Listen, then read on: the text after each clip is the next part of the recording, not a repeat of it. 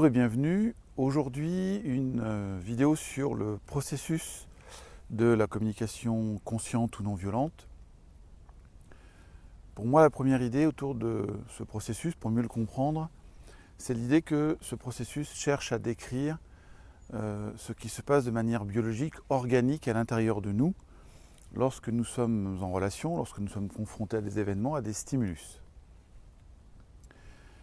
L'idée de départ, pour moi, vraiment l'axe central de ce processus, c'est l'idée que, quoi que nous fassions, nous cherchons à satisfaire nos besoins.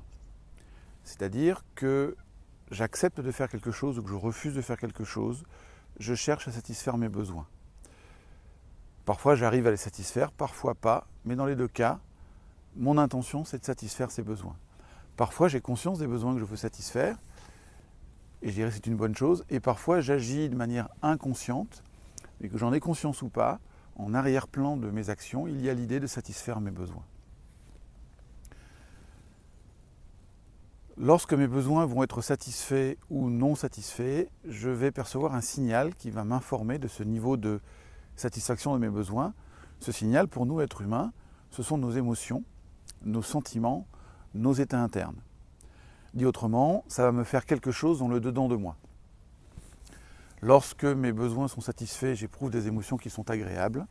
Lorsque mes besoins ne sont pas satisfaits, j'éprouve des émotions qui sont désagréables. Certains vous diraient qu'elles sont positives ou négatives. Dans ma vision du processus, dans les deux cas, c'est positif parce que ça me donne de l'information. Donc une émotion pour moi est toujours positive, et après elle peut être agréable ou désagréable à vivre. Ces deux étapes du sentiment et du besoin correspondent au niveau biologique à ce qui se passe dans notre cerveau émotionnel. Et je vous invite à voir ou à revoir la vidéo sur les trois cerveaux qui expliquent le fonctionnement notamment du cerveau émotionnel. Pour qu'il se passe ce phénomène dans le dedans de moi, je vais avoir besoin d'observer ce que j'appelle un élément déclencheur. En fait, il va se passer quelque chose que je vais percevoir par mes cinq sens.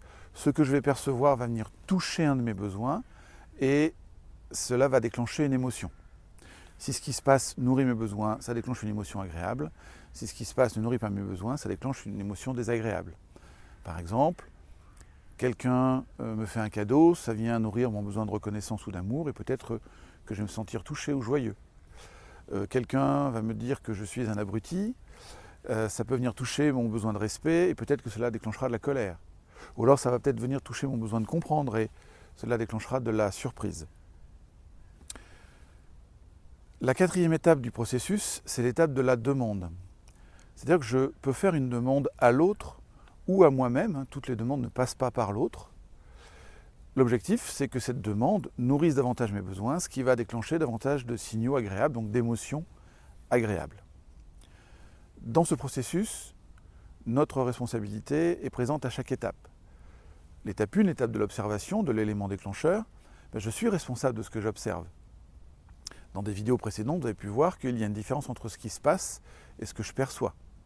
Donc je ne sais pas ce que vous dites, je ne sais que ce que j'entends. Et notre cerveau déforme parfois ce qui est entendu. Je ne sais pas ce que vous faites, je ne sais que ce que je vois.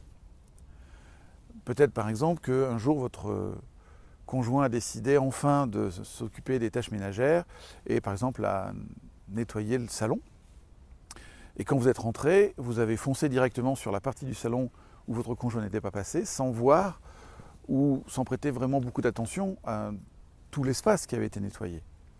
Donc c'est bien quelque chose en moi qui fait que ces perceptions sensorielles vont être orientées. Donc je suis responsable de ce que je vais percevoir, de ce qui se passe dans ma vie et à l'intérieur de moi. Je suis responsable de là où je mets mon attention dans ce qui arrive. Je suis aussi responsable de mes émotions. Ce n'est pas l'autre qui me met en colère. L'autre ne se jette pas sur moi avec une seringue de colère pour mettre de la colère dedans. En fait, c'est moi qui réagis par la colère à ce qui est en train de se passer.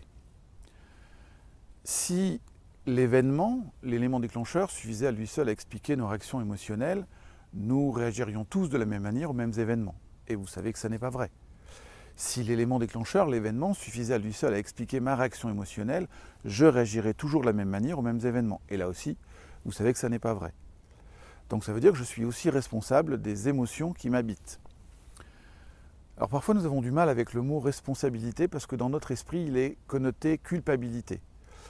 Pour moi, responsabilité, ça veut juste dire c'est quelque chose en moi qui génère ça. C'est une réaction organique, biologique qui part de moi. Dans la culpabilité, il y aurait l'idée que ce serait bien ou mal, il y a une idée de jugement, et derrière ça, il y aurait éventuellement l'idée de punition, ce qui n'est pas du tout l'esprit dans lequel j'utilise le mot responsabilité. En fait, mes réactions émotionnelles sont entre autres liées à comment je me suis construit, à mon histoire. Mon histoire fait que, aujourd'hui, je vais réagir de telle ou telle manière au niveau émotionnel à un certain nombre d'événements, ce qui fait que, par exemple, vous pouvez dire à quelqu'un qu'il est bien habillé, et une personne va dire qu'elle est ravie que vous lui disiez ça, et peut-être qu'une autre réagira en disant « mais tu ne me l'as pas dit hier, est-ce que parce que hier je ne l'étais pas ?» Donc il y a vraiment une part qui nous appartient et qui est vraiment le fruit de notre construction. Nous sommes aussi responsables de nos besoins. Pour reprendre une vision qui vient peut-être davantage de la Gestalt, l'idée c'est que l'autre peut contribuer à nourrir mes besoins, mais a priori il n'est pas sur Terre pour ça. Je peux nourrir les besoins de l'autre, mais a priori je ne suis pas né sur Terre pour ça. Dit autrement, nous ne devons rien. Et si j'ai une attente vis-à-vis de l'autre et que l'autre ne peut pas, ne veut pas ou ne sait pas répondre à mon attente, il m'appartient de voir comment je vais satisfaire mes besoins. Pour moi, notre responsabilité au niveau du besoin, elle est aussi dans quels sont les besoins qui sont vivants chez moi, ici, maintenant. Ce n'est pas l'autre qui fait que tel ou tel besoin est vivant chez moi, ici, maintenant.